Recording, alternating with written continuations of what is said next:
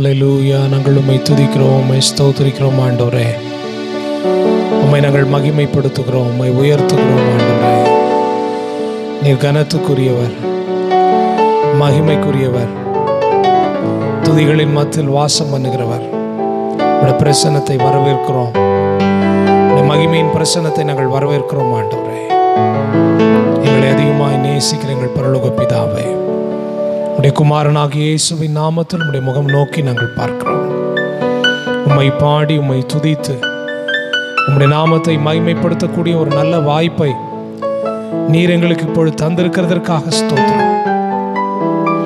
உள்ளத்தின் ஆழத்திலிருந்து நன்றி நிறைந்த உள்ளத்தோடு உம்மை பாடி உம்மை துதித்து உம்முடைய நாமத்தை மகிமைப்படுத்த எங்கள் ஒவ்வொருவருக்கும் அனுகிரகம் செய்யும்.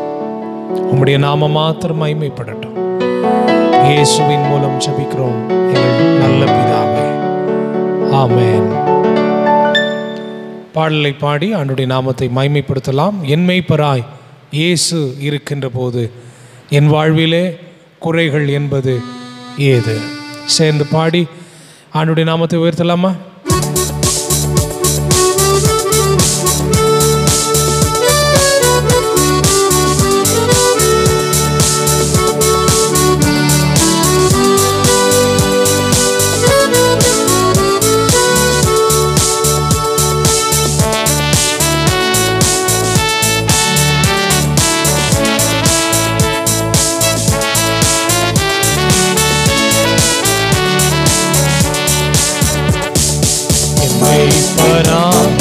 இயேசு இருக்கின்ற போது என் வாழ்விலே குறைகள் என்பது ஏது? என் மேய்ப்பராய் இயேசு இருக்கின்ற போது என் வாழ்விலே குறைகள் என்பது ஏது?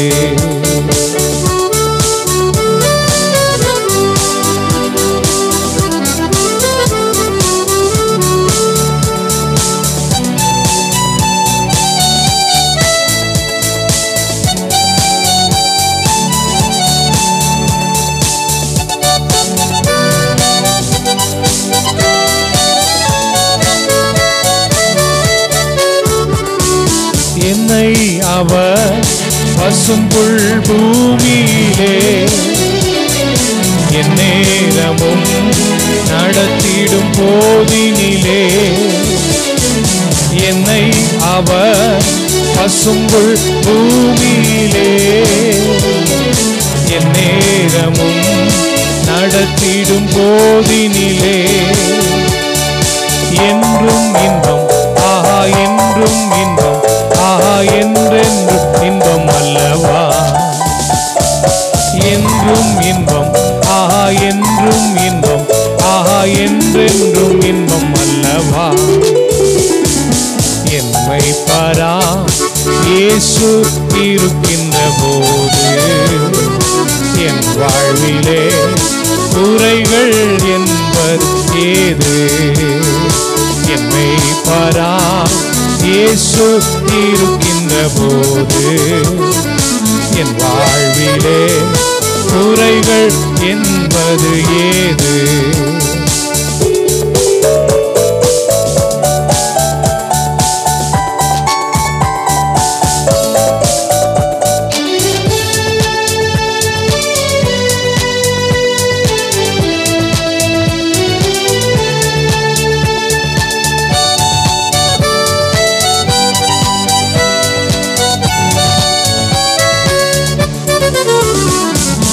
என்னோடவர் நடந்திடும் போதினிலே அங்கே இருள் சூழ்ந்திடும் பாதையிலே, என்னோடவர் நடந்திடும் போதினிலே அங்கே இருள் சூழ்ந்திடும் பாதையிலே எங்கும் ஒளி, ஆஹா எங்கும் ஒளி, ஆஹா எங்கெங்கும் ஒளி அல்லவா? எங்கும் ஒளி, ஆஹா எங்கும் ஒளி, ஆஹா எங்கெங்கும் ஒளி அல்லவா? என்னை பாரா இயேசு இருக்கின்ற போது என் வாழ்விலே குறைகள் என்பது ஏது? என்னை பரா இயேசு இருக்கின்ற போது என் வாழ்விலே குறைகள் என்பது ஏது?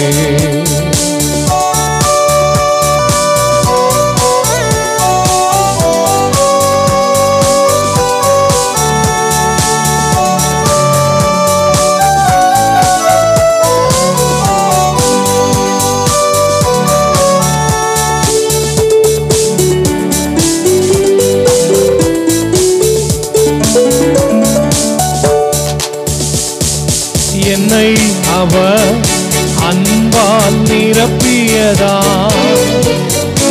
எல்லோருக்கும் நண்பனாயாக்கியதா. என்னை அவர் அன்பால் நிரப்பியதா, எல்லோருக்கும் நண்பனாயாக்கியதா. என் உள்ளமே ஆஹா என் தேவனை ஆஹா என்னாலும் புகழ்ந்திடுமே. என் உள்ளமே ஆஹா என் தேவனை ஆஹா என்னால் புகழ்ந்திடுமே.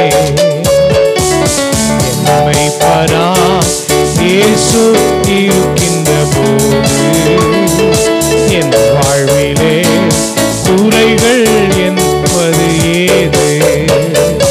என்னை பரா இயேசு இருக்கின்ற போது என் வாழ்விலே குறைகள் என்பது ஏது?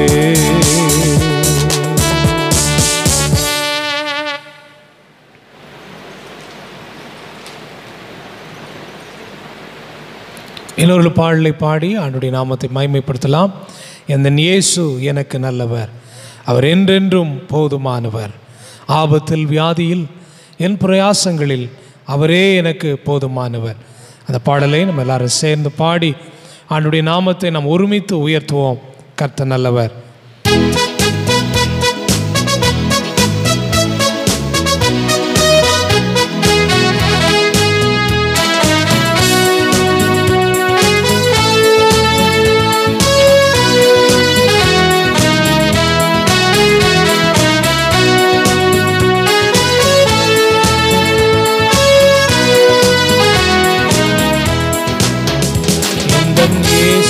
எனக்கு நல்லவர், அவர் என்றென்றும் போதுமானவர்.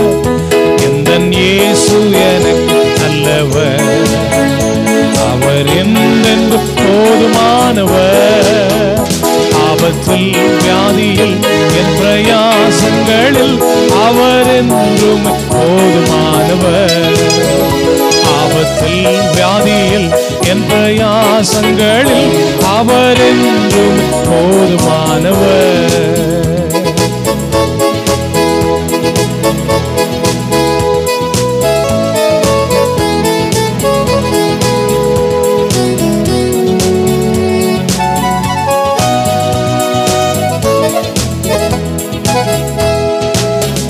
கல்வாரி மலை மேல் ஏறியே முள்முடி சிரசில் சூடியே, கல்வாரி மலை மேல் ஏறியே முள்முடி சிரசில் சூடியே, என் வேதனையாவை நீக்கி என்னில் புது ஜீவன் தந்ததினா. என் வேதனையாவை நீக்கி என்னில் புது ஜீவன் தந்ததினா. எந்தன் இயேசு எனக்கு நல்லவர், அவர் என்றென்று போதுமானவர். எந்தன் இயேசு எனக்கு நல்லவர், அவர் என்றென்றும் போதுமானவர். ஆபத்தில் வியாதியில் என் பிரயாசங்களில் அவர் என்றும் போதுமானவர். ஆபத்தில் வியாதியில் என் பிரயாசங்களில் அவர் என்றும் போதுமானவர்.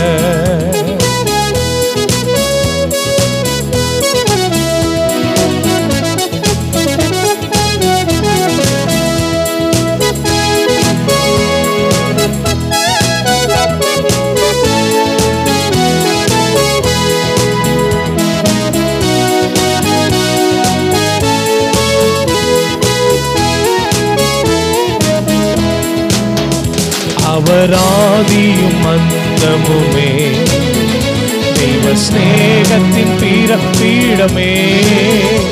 அவர் ஆதியும் அந்தமுமே, தெய்வ ஸ்நேகத்தின் பீடமே. 10,000களில் மிக சிறந்தவரே, துதிக்கப்படத்தக்கவரே. 10,000கள் மிக சிறந்தவரே, துதிக்கப்படத்தக்கவரே. எந்தன் இயேசு எனக்கு நல்லவர், அவர் என்றென்று போதுமானவர். எந்தன் இயேசு எனக்கு நல்லவர், அவர் என்றென்று போதுமானவர். ஆபத்தில் வியாதியில் என் பிரயாசங்களில் அவர் என்றும் போதுமானவர். ஆபத்தில் வியாதியில் என் பிரயாசங்களில் அவர் என்றும் போதுமானவர்.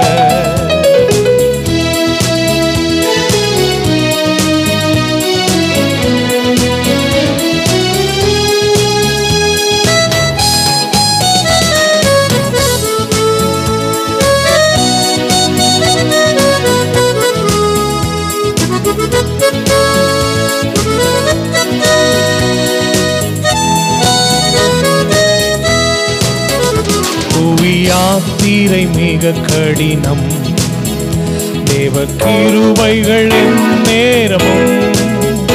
புவி யாத்திரை மிக கடினம், தேவ கிருபைகள் நேரமும். பகல் மேக ஸ்தம்பம், ராவில் அக்கினி ஸ்தம்பம், அனுதினம் என்னை வழி நடத்தும்.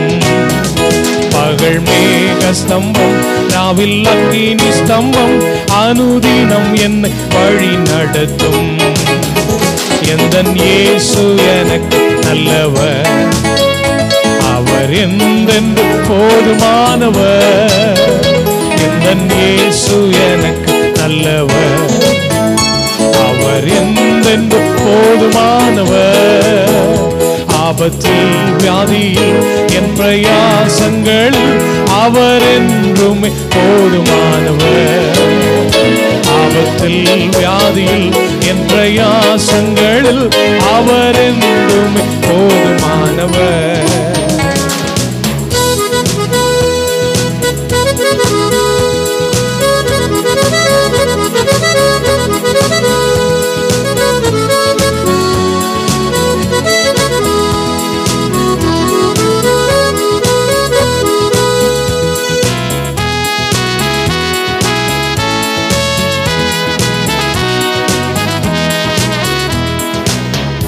எந்தன் ஏக்கமெல்லாம் நீங்கி போ, கண்ணீர் யாவையும் துடைத்திடுவார்.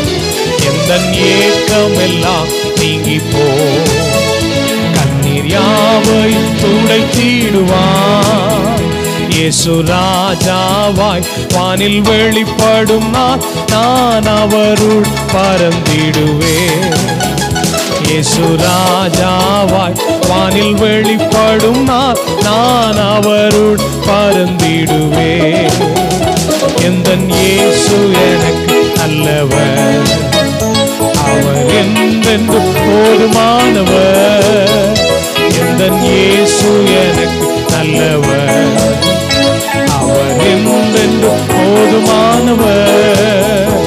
ஆபத்தில் வியாதியில் என் பிரயாசங்களும் அவர் என்றும் போதுமானவர்.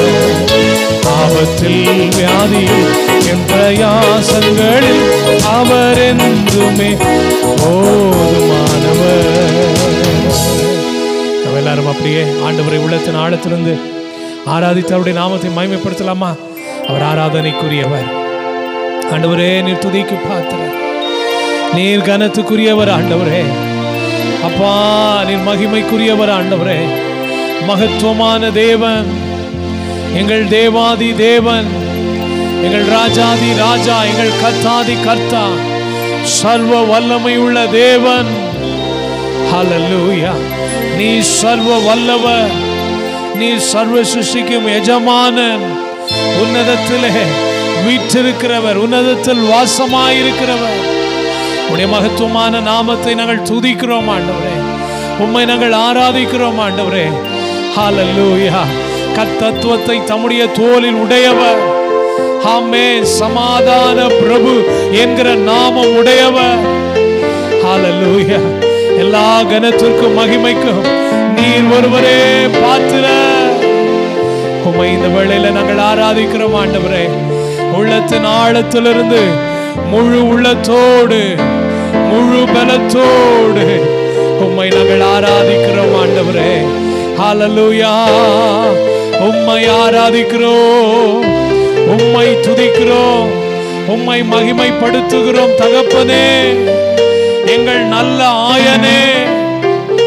உம்மை ஆராதிக்கிறோம் ஆண்டவரே. எங்களை சுமக்கிற தேவன், எங்களை ஒவ்வொரு நாளும் எங்களை அற்புதமாக எங்களை வழி நடத்துகிற தேவன், நாங்கள் நடக்க வேண்டிய வழியை எங்களுக்கு போதித்து எங்களை நல் வழியில நடத்துகிற நல் தேவன். உம்மை நாங்கள் ஆராதிக்கிறோம் ஆண்டவரே. நல்ல மேய்ப்பனையா, எங்கள் மேல் கருசனை உள்ளவர், எங்களை அபிஷேகிக்கிறவர், எங்களுக்கு பந்தியை ஆயத்தம் பண்ணுகிறவர், நல்லவர் ஐயா.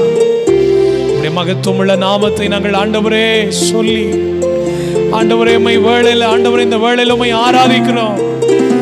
ஹல்லேலூயா. மகிமை அப்பா, மகிமை மகிமை மகிமை மகிமை மகிமை. உமக்கு மகிமை ராஜா, உமக்கு மகிமை தகப்பனே. ஹல்லேலூயா. உமக்கு மகிமை ராஜாதி ராஜாவே, உமக்கு மகிமை தேவாதி தேவனே, உமக்கு மகிமை அப்பா. ஹல்லேலூயா. நித்தியானந்தமுள்ள ஏக சக்கராதிபதி, ஒருவராய் பெரிய அதிசயங்களை செய்கிறவரே, ஒருவரும் சேரக்கூடாத ஒளியின் மத்தியில வாசம் பண்ணுகிற எங்கள் நல்ல தேவனே, உம்மை ஆராதிக்கிறோம், உம்மை மகிமைப்படுத்துகிறோம், உம்மை உயர்த்துகிறோம் ஆண்டவரே. ஹல்லேலூயா. ஹல்லேலூயா. ஹல்லேலூயா. உம்மை ஆராதிக்கிறோம், உம்மை உயர்த்துகிறோம். இரக்கத்தில் ஐஸ்வர்யம் உள்ளவர் நீர் ஆண்டவரே. ஆமென். இரக்கத்தில் ஐஸ்வர்யம் உள்ளவர், எங்கள் ஜெயபலமானவர், எங்கள் ஜெயபலமானவர், சேனைகளின் கர்த்தர் என்கிற நாமம் உடையவர். உம்மை ஆராதிக்கிறோம் ஆண்டவரே. நீர் பரிசுத்த, நீர் பரிசுத்த, நீர் பரிசுத்த, நீர் பரிசுத்த, நீர் பரிசுத்த, நீர் பரிசுத்த, நீர் பரிசுத்த, நீர் பரிசுத்தரையா, நீர் பரிசுத்தரப்பா, நீர் பரிசுத்த, நீர் பரிசுத்த, நீர் உன்னத, நீர் உயர்ந்தவர். எங்களை ரட்சித்தவரையா, எங்களை மீட்டு கொண்டவர், சகல அக்கிரமங்களில் நின்று எங்களை மீட்டு கொண்டவர், எங்களுக்கு நல்வாழ்வு புது வாழ்வு பரிசுத்த வாழ்வு தந்தவர், எங்களை ஒவ்வொரு நாளும் நல் வழியில நடத்துகிற நல்ல தெய்வம். உம்மை ஆராதிக்கிறோம். ஹல்லேலூயா. உம்மை ஆராதிக்கிறோம். உலக தோற்றத்துக்கு முன்னே எங்களை தெரிந்து கொண்ட தேவன், எங்களை முன் குறித்தவர். உம்மை நாங்கள் ஆராதிக்கிறோம் ஆண்டவரே. உம்முடைய பரிசுத்தமுள்ள நாமத்தை நாங்கள் உயர்த்தி அப்பா ஆராதிக்கிறோம். தம்முடைய கிருபையினால் எங்களை தாங்குகிறவர் ஆண்டவரே, தம்முடைய கிருபையினால் எங்களை மூடி மறைக்கிறவர், தம்முடைய கிருபையினால் எங்களை ஆசீர்வதிக்கிறவர். உம்மை ஆராதிக்கிறோம் ஆண்டவரே. பொய் உரையாத தேவன், தம்முடைய வார்த்தையில உண்மை உள்ளவர், நீர் உண்மை உள்ளவர். எங்கள் ஜீவனே உம்மை ஆராதிக்கிறோம். எங்கள் தீர்க்காயுசுமானவரே உம்மை நாங்கள் ஆராதிக்கிறோம் தகப்பனே. ஹல்லேலூயா. சிங்காசனத்தில் வீற்றிருக்கிறவரே, உம்மை நாங்கள் ஆராதிக்கிறோம் ஆண்டவரே. உம்மை மகிமைப்படுத்துகிறோம், உம்மை உயர்த்துகிறோம். ஹல்லேலூயா, ஹல்லேலூயா.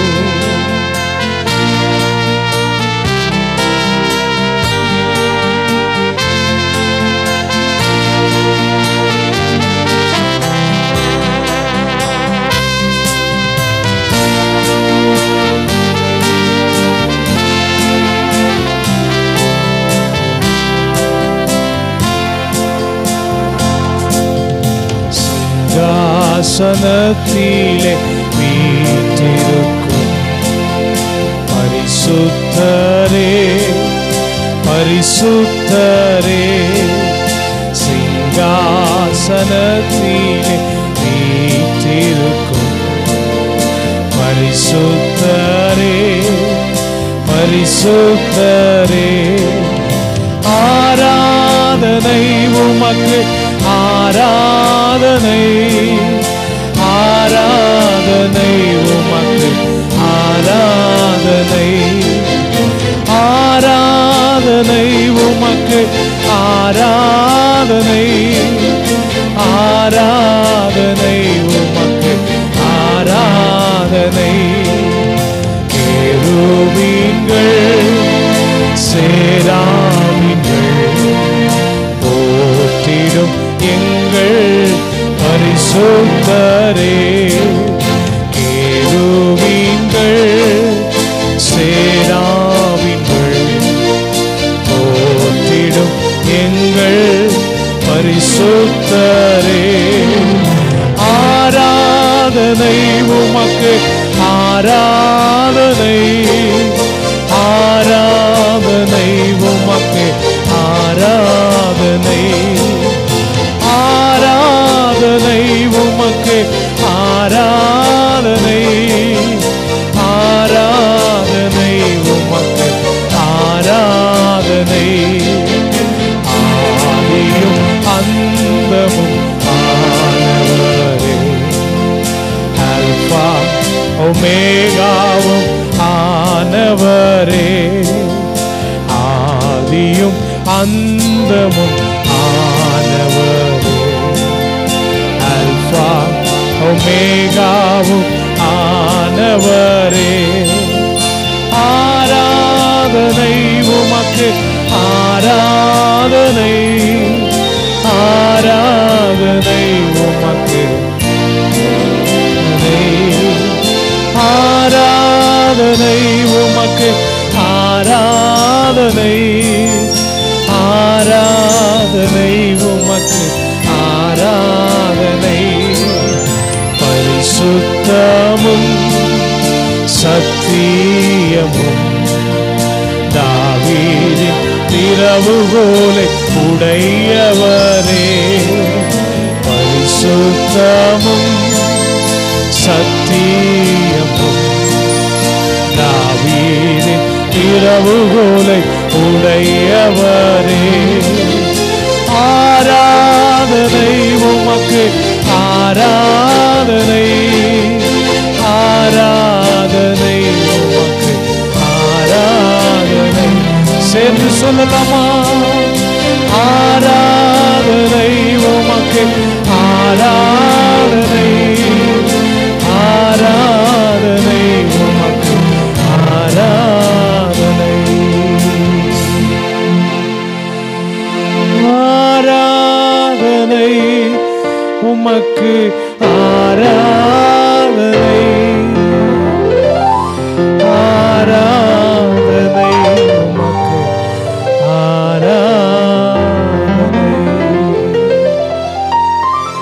எல்லா துதிகன மகிமை உமக்கே நாங்கள் ஏறெடுக்கிறோம்.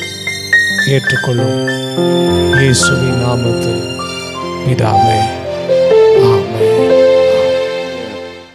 பரிசுத்த நாமத்திற்கு மகிமை உண்டாவதாக. இந்த மாலை வேளையில் கர்த்தருடைய பிள்ளைகளாகி உங்களை பார்க்கும்படியாக, உங்களோடு கர்த்தருடைய வார்த்தையை பகிர்ந்து கொள்ளும்படியாய் தேவன் கொடுத்த கிருபைக்காய் கர்த்தருக்கு நான் நன்றி செலுத்துகிறேன். இந்த மாலை வேளையில் கர்த்தர் கொடுத்த ஒரு சில வார்த்தைகளை நாம் தியானிக்க போகிறோம். வெளிப்படுத்தல் விசேஷம் 19ஆம் அதிகாரம் 7ஆம் வசனத்தை நாம் வாசிக்க கேட்போம். நாம் சந்தோஷப்பட்டு களிகூர்ந்து அவருக்கு துதி செலுத்த கடவோம். ஆட்டுக்குட்டியானவருடைய கல்யாணம் வந்தது. அவருடைய மனைவி தன்னை ஆயத்தம் பண்ணினாள் என்று சொல்ல கேட்டேன். ஆட்டுக்குட்டியானவருடைய கல்யாணம் வந்தது, அவருடைய மனைவி தன்னை ஆயத்தப்படுத்தினாள். என் அருமையான தேவனுடைய பிள்ளையே, கர்த்தருடைய வருகை குறித்ததான இந்த வேத வசனம் நமக்கு போதிக்கிறது. ஆட்டுக்குட்டியானவருடைய கல்யாணம் வந்தது, அவருடைய மனைவி தன்னை ஆயத்தப்படுத்தினாள் என்று இங்கே நாம் வாசிக்க கேட்கிறோம். நாம் அவருடைய மனைவியாக எப்படி நாம் இருக்க வேண்டும், முதலாவது நான் எப்படி அவர் மனைவியாக மாறுகிறோம் என்று வேத வசனத்தின் மூலமாக நாம் அறிந்து கொள்ளப் போகிறோம். யோவானுக்கு எழுதின சுவிசேஷம் 1ஆம் அதிகாரம் 12ஆம் வசனத்தை நாம் வாசிக்கிற போது, அவருடைய நாமத்தின் மேல் விசுவாசம் உள்ளவர்களாய் அவரை ஏற்றுக்கொண்டவர்கள் எத்தனை பேர்களோ அத்தனை பேர்களும் தேவனுடைய பிள்ளைகளாகும்படி அவர்களுக்கு அதிகாரம் கொடுத்தார். நாம் ரட்சிக்கப்படும் போது தேவனுடைய பிள்ளைகளாய் மாறுகிறோம். இரண்டாவதாக எபிரேயருக்கு எழுதின நிருபம் 2ஆம் அதிகாரம் 11ஆம் வசனத்தை நாம் வாசிக்கிற பொழுது, எப்படியெனில் பரிசுத்தம் செய்கிறவரும் பரிசுத்தம் செய்யப்படுகிறவர்களுமாகிய யாவரும்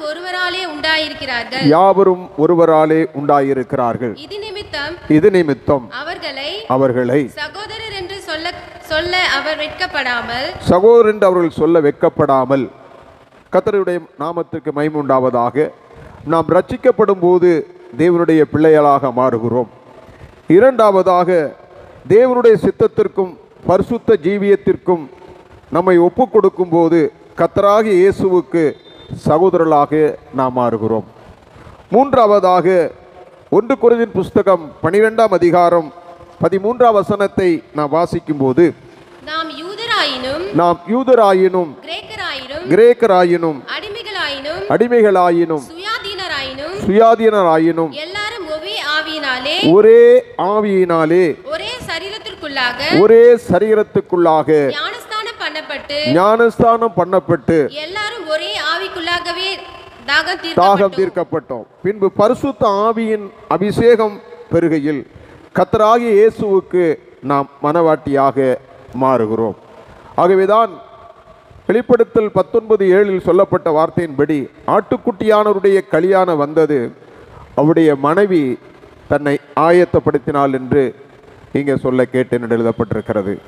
ஆகவே அவருடைய மனைவியாக நாம் மாறுவதற்கு நாம் ரட்சிக்கப்படும் போது அவருடைய பிள்ளைகளாய் மாறுகிறோம்.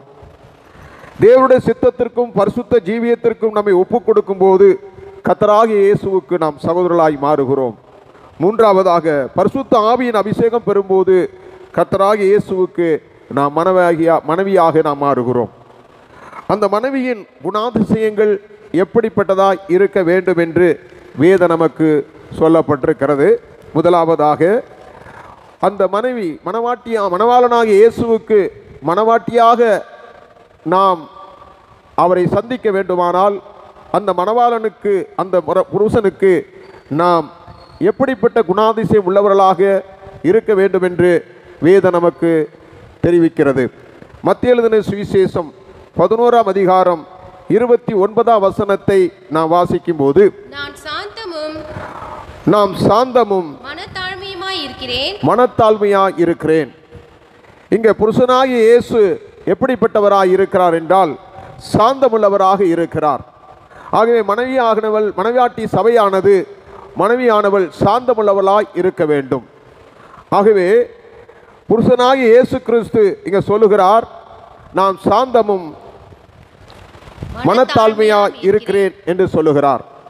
ஆகவே மனைவியானவள் சாந்தமுள்ளவளாய் இருக்க வேண்டும் என்று வேதம் சொல்லுகிறது. மத்தேயு எழுதின சுவிசேஷம் 11ஆம் அதிகாரம் 29ஆம் வசனத்தை நாம் வாசிக்க கேட்போம். நான் சாந்தமும் மனத்தாழ்மையுமாய் இங்கு ஆண்டவராகிய இயேசு சொல்லுகிறார், நாம் சாந்தமும் மனத்தாழ்மையுமாய் இருக்கிறேன் என்று சொல்லுகிறார். மத்தேயு எழுதின சுவிசேஷம் 5ஆம் அதிகாரம் 5ஆம் வசனத்தை வாசிக்கும் பொழுது, சாந்த குணமுள்ளவர்கள் பாக்கியவான்கள், சாந்த குணமுள்ளவர்கள் பாக்கியவான்கள், அவர்கள் பூமியை சுதந்தரித்துக் கொள்வார்கள். ஆகவே சாந்த குணம் ஒரு மனைவி எப்படிப்பட்டவளாய் இருக்க வேண்டும் என்று வேதம் சொல்லுகிறது. முதலாவதாக சாந்த குணமுள்ளவராய் இருக்க வேண்டும். ஏனென்றால் மணவாளனாகிய இயேசு சாந்த குணமுள்ளவராக இருக்கிறார். பிலிப்பியருக்கு எழுதின நிருபம் 4ஆம் அதிகாரம் 5ஆம் வசனத்தை வாசிக்கும் பொழுது, உங்கள் சாந்த குணம் எல்லா மனுஷருக்கும் தெரிந்திருப்பதாக, உங்கள் சாந்த குணம் எல்லா மனுஷருக்கும் தெரிந்திருப்பதாக. கர்த்தருடைய பிள்ளைகளாகிய நமக்கு நம்முடைய சாந்த குணம் எல்லா மனுஷருக்கும் தெரிய வேண்டும் என்று பரிசுத்த வேதாகமம் சொல்லுகிறது. ஆகவே மணவாளனாகிய இயேசுவுக்கு நாம் மணவாட்டி சபையாக மாற வேண்டுமானால் அந்த மணவாட்டி சபையானது எப்படிப்பட்ட குணாதிசயம் உள்ளவளாய் இருக்க வேண்டும் என்று வேதம் நமக்கு போதிக்கிறது.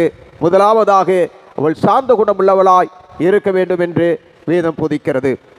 இரண்டாவதாக 1 பேதுரு 3ஆம் அதிகாரம் 4ஆம் வசனத்தை நாம் வாசிக்கும் பொழுது, அழியாத அலங்கரிப்பாய் இருக்கிற சாந்தமும், அழியாத அலங்காரிப்பாய் இருக்கிற சாந்தமும், அமைதியுள்ள ஆவியாகிய இருதயத்தில் மறந்திருக்கிற புருஷனாகிய இயேசு அமைதியுள்ளதாய் இருந்தது போல மனைவியானவள் அமைதியில் உள்ளவளாய் காணப்பட வேண்டும் என்று வேதம் சொல்லுகிறது.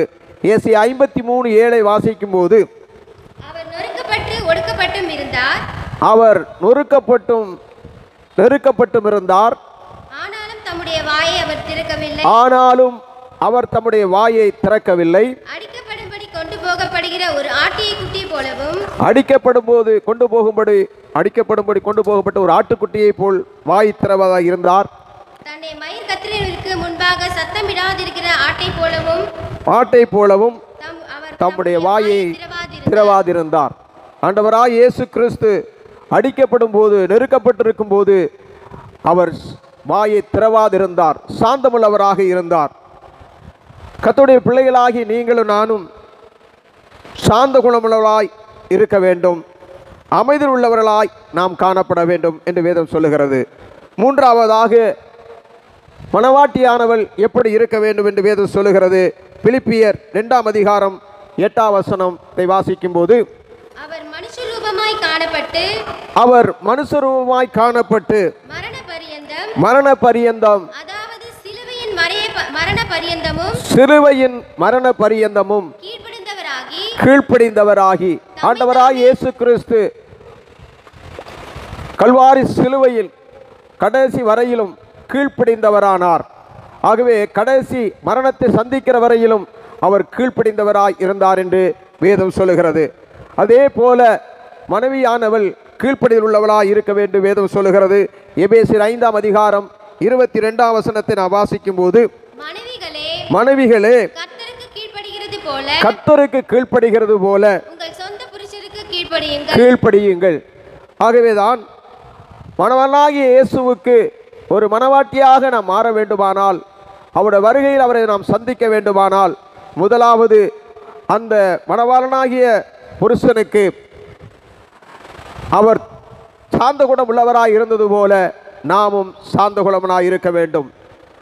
அவர் அமைதியில் உள்ளவராய் இருந்தது போல நீங்களும் நானும் அமைதியில் உள்ள ஒரு ஜீவியை நாம் செய்ய வேண்டும்.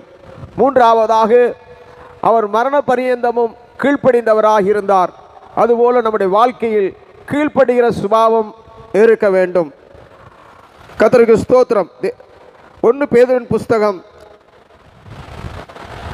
3ஆம் அதிகாரம் 6ஆம் வசனத்தை நான் வாசிக்கும் போது, அந்தபடியே சாராள் ஆபிரகாமை ஆண்டவர் என்று சொல்லி அவனுக்கு கீழ்ப்படிந்திருந்தாள். ஆண்டவர் என்று சொல்லி கீழ்ப்படிந்திருந்தாள். ஆபிரகாமுடைய மனைவியாகிய சாராள் ஆபிரகாமுக்கு கீழ்ப்படிந்திருந்தது போல நீங்களும் நானும் ஆண்டவருக்கு கீழ்ப்படிய வேண்டும். இயேசு கீழ்ப்படிந்தது போல, இயேசு தேவனுக்கு கீழ்ப்படிந்தது போல நீங்கள் நானும் கீழ்ப்படிய வேண்டும். அப்போஸ்தலர் நடவடிக்கை 5ஆம் அதிகாரம் 32ஆம் வசனத்தை நாம் வாசிக்கும் போது, இந்த சங்கதிகளை குறித்து நாங்கள் அவருக்கு சாட்சிகளாய் இருக்கிறோம். தேவன் கீழ்ப்படுகிறவர்களுக்கு தேவன் தமக்கு கீழ்ப்படுகிறவர்களுக்கு தந்தருள்ள பரிசுத்த ஆவியும் சாட்சி என்றார். இயேசு பிதாவுக்கு கீழ்ப்படிந்தது போல நீங்களும் நானும் கீழ்ப்படிவர்களாய் இருக்க வேண்டும்.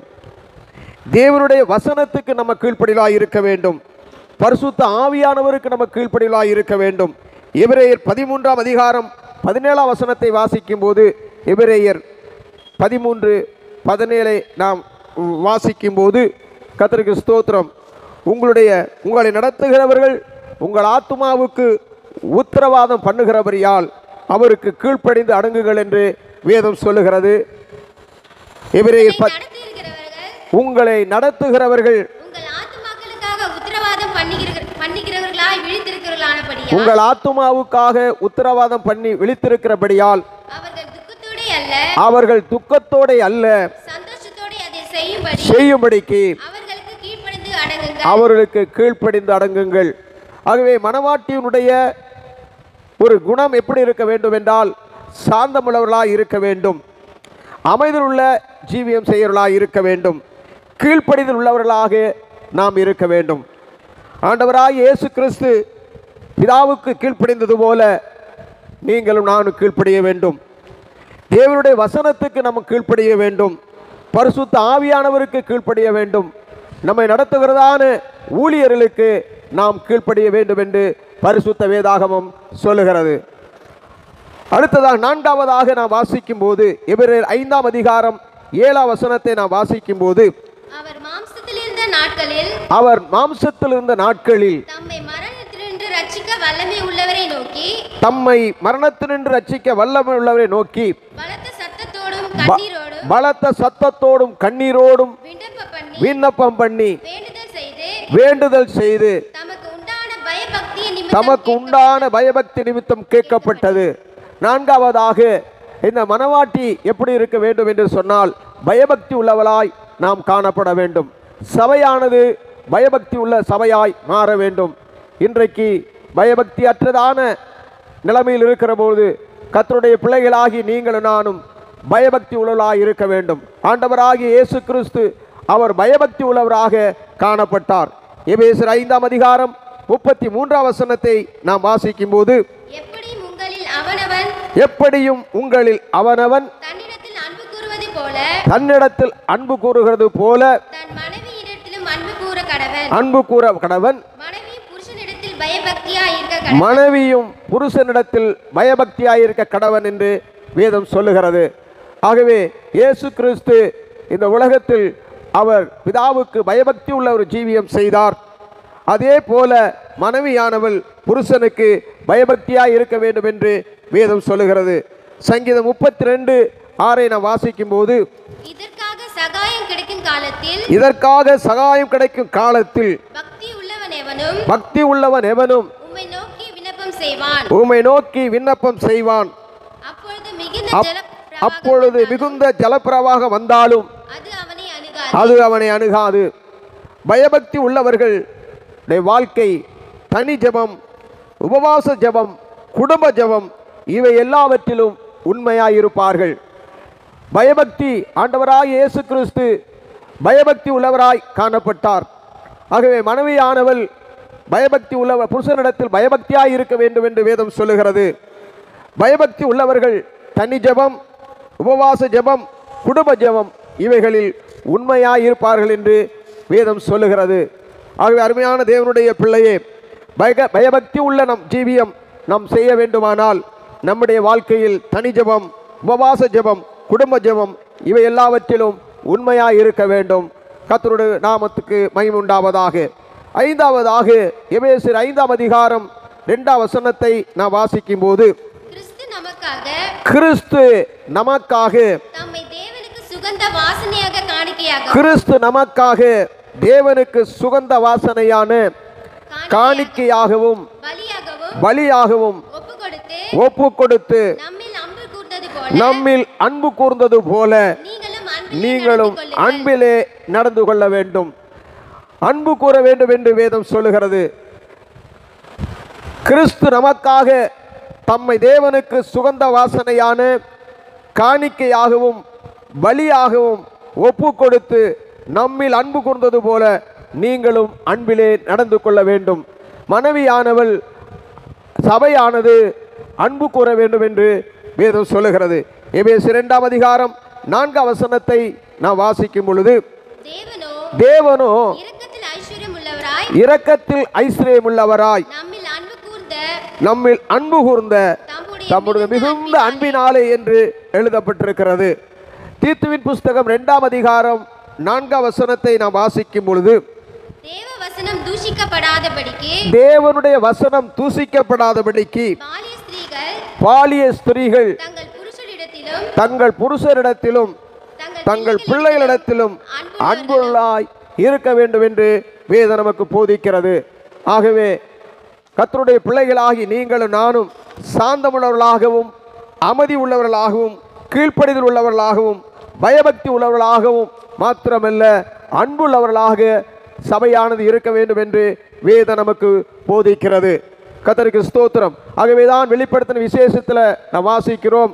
கர்த்தருக்கு ஸ்தோத்திரம். வெளிப்படுத்தின விசேஷம் 19 அதிகாரம் 7 வசனத்தை நாம் வாசிக்கிற பொழுது, கர்த்தருக்கு சாட்டுக்குட்டியானவருடைய கலியான வந்தது, மனைவியானவள் தன்னை ஆயத்தப்படுத்தினாள். ஆகவே நாம் ஆயத்தப்படுத்துகிறது என்ன இது என்று கேட்டால், நம்முடைய சுபாவங்கள் மாற வேண்டும்.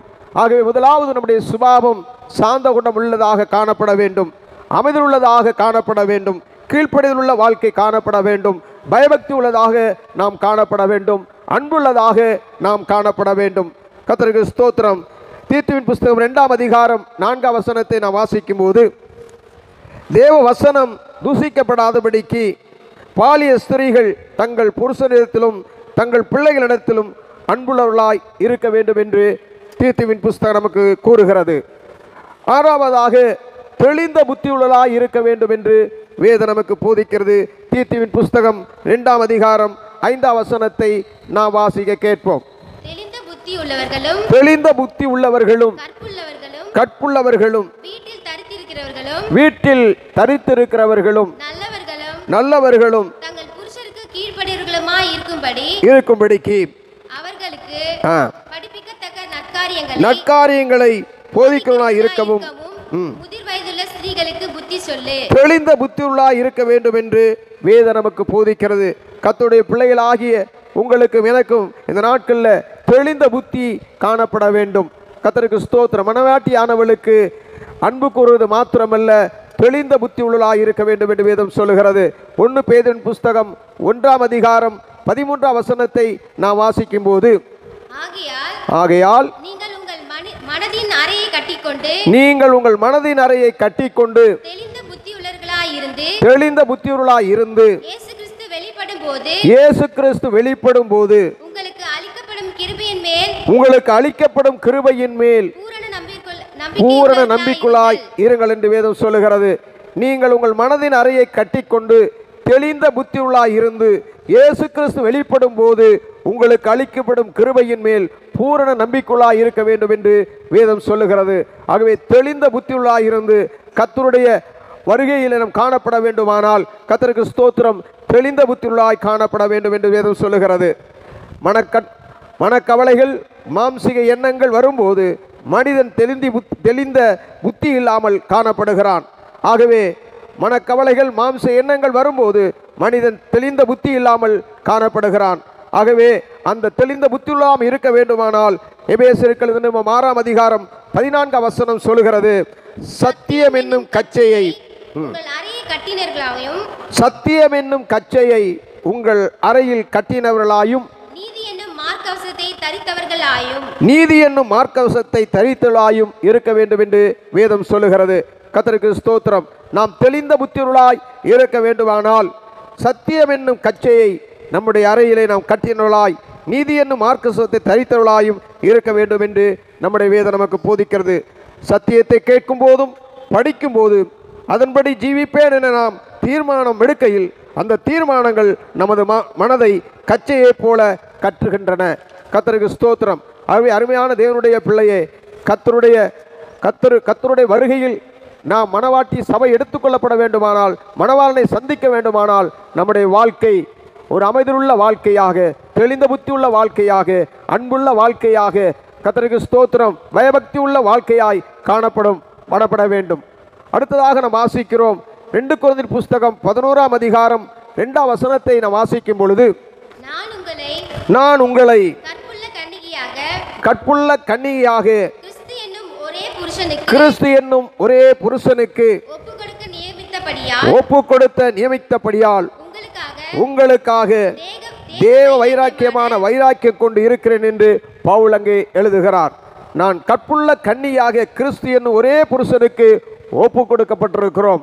கர்த்தருக்கு ஸ்தோத்திரம். நம்முடைய வாழ்க்கை கற்புள்ள ஒரு வாழ்க்கையாக, பரிசுத்தமுள்ள ஒரு வாழ்க்கையாக காணப்பட வேண்டும். இயேசு கிறிஸ்து தான் நம்மை ஆண்டு கொள்ள வேண்டும்.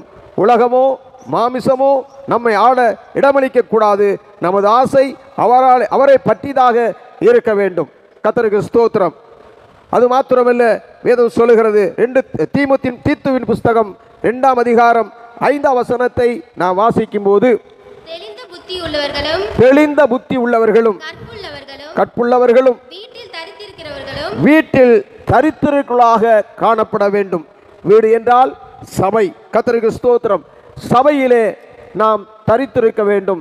கர்த்தருக்கு ஸ்தோத்திரம். 1 தீமோத்தேயுவின் புஸ்தகம் 3ஆம் அதிகாரம் 15ஆம் வசனத்தை நாம் வாசிக்கும் போது, தாமதிப்பேனாகில்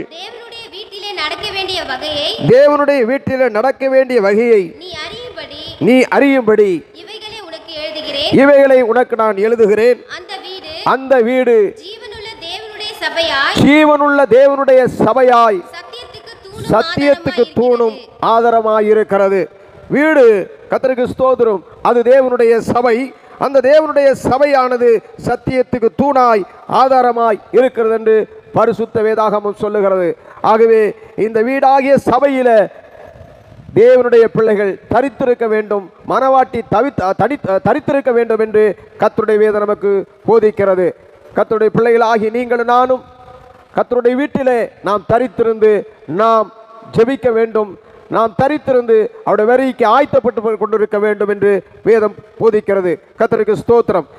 கர்த்தருடைய பிள்ளைகளாகி நீங்கள், அது மாத்திரமல்ல, வேதம் சொல்லுகிறது 1 கொரிந்தியர் புஸ்தகம் 12ஆம் அதிகாரம் 28ஆம் வசனத்தை நாம் வாசிக்கும் போது, கர்த்தருக்கு ஸ்தோத்திரம், தேவனானவர் சபையிலே முதலாவது அப்போஸ்தலர்களையும் இரண்டாவது தீர்க்கதரிசிகளையும் போதகர்களையும் அற்புதங்களையும் குணமாக்கும் வரங்களையும் ஊழியங்களையும் ஆளுகைகளையும் பலவிதமான ஏற்படுத்தினார். 8 விதமான ஊழியங்கள் சபையில் இருக்கின்றது. கர்த்தருக்கு ஸ்தோத்திரம். 5 விதமான ஊழியர்கள் சபையில் இருக்கிறார்கள். எபேசியர் 4ஆம் அதிகாரம் 8ஆம் வசனத்தை வாசிக்கும் போது, கர்த்தருக்கு ஸ்தோத்திரம், உன்னதத்தில் ஏறி சிறையாக்கி சொல்லி இருக்கிறார். எபேசியர் 4:13 வாசிக்கும் போது, அவர் சிலரை அப்போஸ்தலராகவும் சிலரை தீர்க்கதரிசிகளாகவும் சிலரை சுவிசேஷகளாகவும் மேய்ப்பராகவும் போதகராகவும் ஏற்படுத்தினார். 5 விதமான ஊழியங்களையும் 8 விதமான கர்த்தருக்கு ஸ்தோத்திரம், கர்த்தருக்கு ஸ்தோத்திரம் வரங்களையும் கர்த்தர் தந்திருக்கிறார். கர்த்தருக்கு ஸ்தோத்திரம். 9 விதமான கர்த்தருக்கு ஸ்தோத்திரம். 1 கொரிந்தியர் புஸ்தகம் 12ஆம் அதிகாரம் 8ஆம் வசனத்திலிருந்து 10ஆம் வசனம் வரை நாம் வாசிக்கும் போது, எப்படியெனில் ஒருவனுக்கு ஆவியினாலே ஞானத்தை போதிக்கும் வசனமும், வேறொருவனுக்கு அந்த ஆவியினாலே அறிவை உணர்த்தும் வசனமும், வேறொருவனுக்கு அந்த ஆவியினாலே விசுவாசமும், வேறொருவனுக்கு அந்த ஆவியினாலே குணமாக்கும் வரங்களும், வேறொருவனுக்கு அற்புதங்களை செய்யும் சக்தியும், வேறொருவனுக்கு தீர்க்க தரிசனம் உரைத்தலும், வேறொருவனுக்கு ஆவிகளை பகுத்தறிதலும், வேறொருவனுக்கு பற்பல பாஷைகளை பேசுதலும், வேறொருவனுக்கு பாஷைகளை வியாக்கியானம் பண்ணுதலும் அளிக்கப்படுகிறது. 9 விதமான ஆவிக்குரிய வரங்களும் சபையிலே உண்டு. கர்த்தருடைய பிள்ளைகளாகி நீங்களும் நானும் சபையிலே தரித்திருக்க வேண்டும். கர்த்தருடைய நாமத்துக்கு மகிமை உண்டாவதாக. ஆகவேதான் வேதம் சொல்லுகிறது, ஆட்டுக்குட்டியானவருடைய கலியான வந்தது, அவருடைய மனைவி தன்னை ஆயத்தப்படுத்தினாள் என்று சொல்ல கேட்டேன் என்று எழுதப்பட்டிருக்கிறது. நீங்களும் நானும் இந்த நாட்களில் ஆண்டவருடைய வருகைக்கு நாம் ஆயத்தப்பட வேண்டும். சபையானது, மனவாட்டி சபையானது ஆயத்தப்பட வேண்டும். அந்த ஆயத்தப்படுகிற சுபாவம், ஆயத்தப்படுற காரியனுடைய வாழ்க்கையின் சுபாவத்தை காட்டுகிறது. கர்த்தருக்கு ஸ்தோத்திரம். சாந்த குணமுள்ளவர்களாய் காணப்பட வேண்டும், அமைதியுள்ளவர்களாய் காணப்பட வேண்டும், கீழ்ப்படிதலுள்ளவர்களாய் காணப்பட வேண்டும், பயபக்தி உள்ளவர்களாய் நாம் காணப்பட வேண்டும். கர்த்தருக்கு ஸ்தோத்திரம். அன்புள்ளவர்களாய் நாம் காணப்பட வேண்டும், தெளிந்த புத்தியுள்ளவர்களாய் நாம் காணப்பட வேண்டும். கர்த்தருக்கு ஸ்தோத்திரம். கற்புள்ளவர்களாய் நாம் காணப்பட வேண்டும். கர்த்தருடைய சபையாகி வீட்டிலே தரித்திருக்க நாம் வேண்டும். ஆகவே இப்படிப்பட்ட சுபாவங்களுடையவளாய் நாம் காணப்படும் போது கர்த்தருடைய மகிமையான வருகையில் நாம் அவரை சந்திக்க ஆயத்தப்படுகிறோம் என்பதை நாம் மறந்துவிடக்கூடாது. ஆகவே கர்த்தருடைய பிள்ளைகளாகி நீங்களும் நானும் கர்த்தருடைய வருகைக்கு ஆயத்தப்படுவோம். கர்த்தர் நம்மை ஆசீர்வதிப்பாராக. கண்களை மூடி நாம் ஜெபம் பண்ணுவோம். எங்கள் அன்பாக நேசிக்கிறதான நல்ல பிதாவே, இந்த நல்ல வேலைக்காக நன்றியோடு ஸ்தோத்திரிக்கிறோம். உம்முடைய திரு சமூகத்திலே வந்து உம்மை துதிக்க, ஆராதிக்க, தொழுது கொள்ள உங்கள் நாமத்தை மகிமைப்படுத்த கிருபைக்காக நன்றியோடு ஸ்தோத்திரிக்கிறோம். கர்த்தாவே, உமக்கு நன்றி செலுத்துகிறோம். இந்த மாலுவேளை என்னோடு எங்களோடு கூட நீ பேசின வார்த்தைகளுக்காக நன்றியோடு உம்மை ஸ்தோத்திரிக்கிறோம் ஐயா. கர்த்தாவே, உமக்கு நன்றி செலுத்துகிற ஆண்டவரே, உமக்கு ஸ்தோத்திரப்பா. உமக்கு நன்றி செலுத்துகிறோம், உமக்கு நன்றி செலுத்துகிற ஐயா, உமக்கு ஸ்தோத்திரம். ஆண்டவரே, மனவாட்டி சபை இந்த நாட்களில் ஆயத்தப்பட ஆண்டவரே எங்களுடைய சுபாவங்கள் எப்படிப்பட்டதாக இருக்க வேண்டும் என்று பரிசுத்த ஆவியானவர் இந்த நாட்களிலே என்னோடு எங்களோடு கூட நீ போய்த்திருக்கிறதற்காய் நன்றியோடு உம்மை ஸ்தோத்திரிக்கிறையா. இந்த நாட்களில் அப்படிப்பட்ட சுபாவ உடையவர்களாய் நாங்கள் காணப்பட, நாங்கள் ஆயத்தமுள்ளவர்களாய் காணப்பட ஆண்டவரே எங்கள் ஒவ்வொருவருக்கும் நீர் கிருபை செய்ய வேணுமாக நன்றியோடு உம்மை ஸ்தோத்திரிக்கிறோம் ஐயா. சத்தியத்தை கேட்டதான தேவனுடைய பிள்ளைகள் ஆண்டவரே, கர்த்தாவே, ஓ ஆண்டவரே, அன்புள்ளவர்களாய், தெளிந்த புத்தியுள்ளவர்களாய், சாந்தமுள்ளவர்களாய் ஆண்டவரே காணப்பட என் தேவனாகிய கர்த்தர் ஒவ்வொருவருக்கும் நீர் அனுகிரகம் பண்ண வேண்டுமாய் நன்றியோடு நாங்கள் உம்மை துதிக்கிறோம் ஐயா. நாங்கள் உம்மை ஸ்தோத்திரிக்கிறோம். ஆண்டவரே, இந்த நாட்களிலே கர்த்தாவே ஆண்டவரே தேசத்தில் பயங்கரமான ஆண்டவரே காரியங்கள் நடைபெற்றுக் கொண்டிருக்கிறதான இந்த வேளையில கர்த்தாவே தேசத்தில் சமாதானத்தையும் ஆண்டவரே கர்த்தாவே சுகத்தையும் ஆண்டவரே மக்களுக்கு நீர் கொடுக்கும்படியாக நன்றியோடு ஸ்தோத்திரிக்கிறோம் ஐயா. கர்த்தாவே தேசத்தையும் தேச தலைவர்களையும் தேச மக்களையும் கர்த்தாவே நீர் பாதுகாத்துக் கொள்ளும்படியாக ஜெபிக்கிற சபையை நீர் பாதுகாத்துக் கொள்வீராக. ஆண்டவரே, உலகம் முழுவதும் இந்திய தேசம் முழுவதும் ஊழியர் செய்கிற உம்முடைய பிள்ளைகளை நீர் பாதுகாத்துக் கொள்ளும்படியா அடியான் ஜெபிக்கிறான். ஆண்டவரே, நன்றியோடு உம்மை துதிக்கிறையா. நாங்கள் உம்மை ஸ்தோத்திரிக்கிறோம். எங்கள் தேசத்தில் காணப்படுகிற இந்த ஆண்டவரே பயங்கரமான இந்த கொள்ள நோயை கர்த்தர் தாமே மாற்றி அமைத்து கர்த்தாவே எல்லா மக்களுக்கும் ஆண்டவரே நல்ல சரீர சுகத்தையும் ஆரோக்கியத்தை கர்த்தர் கொடுக்கும்படியாக நன்றியோடு உம்மை துதிக்கிறையா. உம்மை ஸ்தோத்திரிக்கிறப்பா. உமக்கு நன்றி செலுத்துகிறேன். கர்த்தாவே, உம்முடைய வருகையில் ஆண்டவரே சபையானது ஆண்டவரே எதிர்கொண்டு வர கர்த்தாவே எங்களை ஒவ்வொரு நாளும் ஆயத்தப்படுத்தும்படியாய் பரிசுத்தப்படுத்தும்படியாய் அடியான் செபிக்கிறான். ஆண்டவரே, தொடர்ந்து சபையை நீர் பாதுகாத்துக் கொள்ளும், தேவ பிள்ளைகளை நீர் பாதுகாத்துக் கொள்ளும்படியா நான் செபிக்கிறேன். உம்முடைய கிருபையின் கரத்தில் எங்களை தாழ்த்தி ஒப்புக் கொடுக்கிறேன். நீரே பொறுப்பட நடத்தும் நாமத்தை பயன்படுத்திக் கொள்ளும். வருகைக்கு சபையை ஆயத்தப்படுத்தும், பரிசுத்தப்படுத்தும், பாதுகாத்துக் கொள்ளும். உம்முடைய நாமம் மையப்படட்டும்.